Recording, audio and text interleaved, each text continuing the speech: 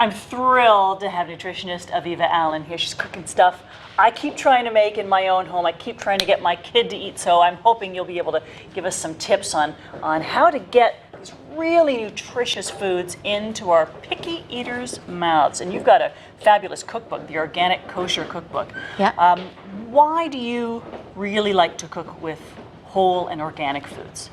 Well, the more whole the food is, less processed, the more nutrients it's going to have. And with organic food, especially when you're talking about your kids and they're growing and developing, you want to make sure there's the least amount of toxins possible. So with all of the pesticides that they're spraying on the food, also the way that they farm it affects the nutrients as well. So it's something important to consider. Right on. Yeah. Okay, so picky eaters and kale. Never the twain have met before. So these are kale chips. You may have heard of them lately because they're becoming very popular. A little bit healthier version if your kid likes something salty and crunchy. So first thing I'll show you is this is a green kale. Okay. So an easy way I find to get the leaves off. You can eat the stems definitely, but for the chips, they're gonna cook faster and get crispy if you're just using the leaves. Okay. So hold it upside down by the stem. Upside down. Make like a ring finger there. Put it around the stem. Slide it off. Hey! Yeah. Cool, huh? Oh my God. That's amazing. Okay, so then you're gonna rip it into pieces, but not too small because they're gonna shrink down a lot when you cook it. All okay. Right. Okay. So we'll just move this aside, and we have some already washed, broken up kale here. Fabulous. Okay. So you're gonna take. You want to do it? Sure. You're gonna take a little bit of olive oil. It's extra virgin. Just a drizzle. Maybe about a tablespoon or so. Means that it's the first. The first press? cold pressing of the olives. So the best stuff. Now, the basic seasoning would be the oil and some sea salt. So just take a little pinch and sprinkle it on. You can add any sort of flavors you want. You can make them a little spicy, but the basic seasoning, other than salt, you know, I like to put garlic. So if your kid does your kid like garlic? I think so. So sprinkle a little bit of that on. This is garlic salt or just garlic powder? Just garlic powder. Okay. And then you can either take your hands, or you can use the tongs if you don't want to get your hands dirty. All right, let's and just toss it up. This is a great way to get the kids involved. You have them help you do this, so they can rip off the kale. They can take their hands and massage it in there. Thing is fun. They can massage it, and when they get involved in the cooking process, it helps them to want to taste the food after. So really get all of it massaged in there, and then you're going to take a baking sheet. I just lined it with some parchment paper here, and you're going to lay the kale out onto the parchment. And I didn't mix it as well as it should be mixed, you would want it really coated with the oil and whatnot. But so you make sure that the leaves are spread out so that they're not overlapping, because otherwise they'll get soggy. Might need a few then, okay. Right? Might need to shoot. So you know, might need a few sheets. Yeah, 2 baking sheets is probably fine for 1 bunch of kale. Okay, so then once you have it all spread out, you put it into the oven, and you just put it at. I would start at 200, and then just at the very end, maybe turn it up to 250. The reason why I do it at such a low temperature is it maintains the nutrients a lot more. If you have a dehydrator at home, you can definitely throw this into the dehydrator as well. Takes a little longer. It would take longer. I've been wondering about getting a dehydrator. Do you have one? I don't have one, but I've been thinking about getting a dehydrator too. You can make all sorts of crackers and That's true. So, you know, that when they come out, do you want to see the finished product now? Or okay, so we'll come over here. These are the kale chips. So you can try one. Go ahead. Okay. They are really crispy. Yeah. Oh, I'm making a huge mess. Sorry.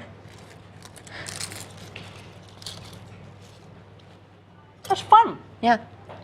You don't get overwhelming kaleness at all. Yeah. And they get all those great nutrients that you get in those green leafy vegetables. So take it out of the oven when it's crispy, but it's still green. You don't want them to turn brown. You don't want to overcook it. Good to know. Okay? So that takes how long?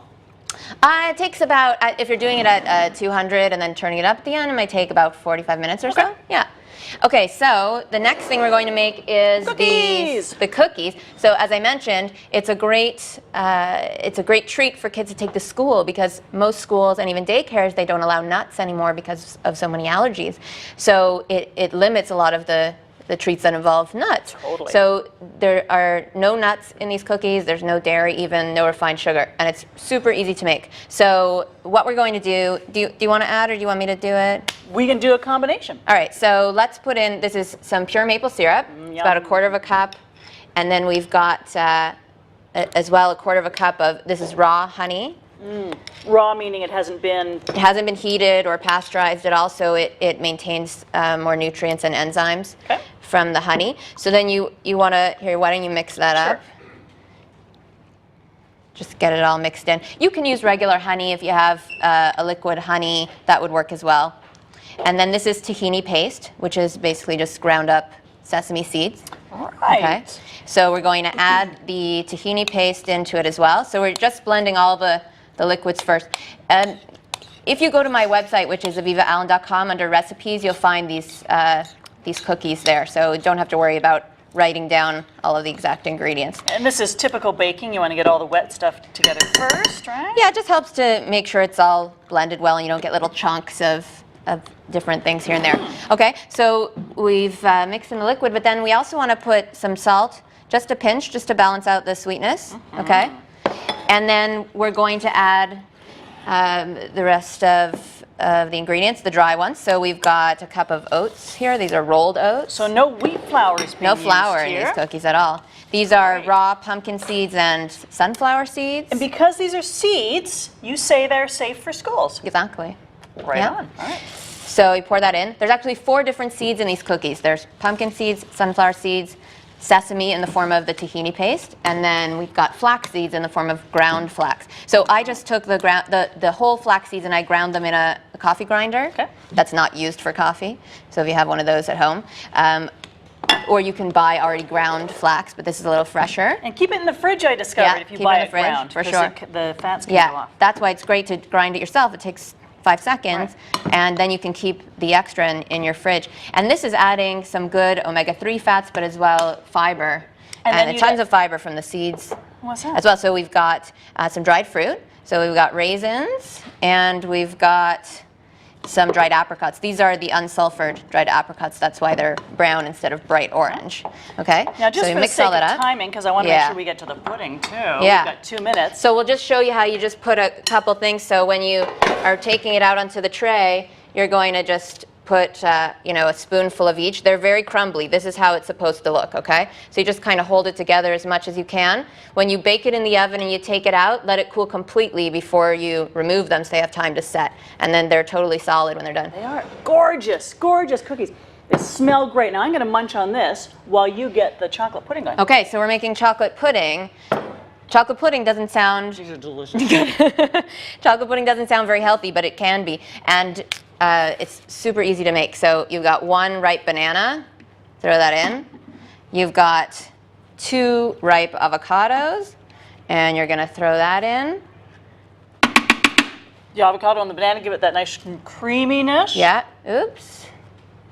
No, I saw some rind go in there, but we'll just pretend it didn't happen. But I want you to taste this after. We don't have an already made one of these. While I'm putting in these avocados, I'll show you the fruit skewers, which go nicely with the chocolate pudding. And again, this is something that's great to get the kids involved, because you cut up the fruit for them and you give them these sticks and you let them pick which ones they want to include in their skewer. Can she do it in 30 seconds? Oh, 30 Can seconds. she do it? This is a great lunch box that I found. It's called Planet Box. You can find them online, planetbox.com. You can't find them in Canada, but they're awesome. Stainless steel.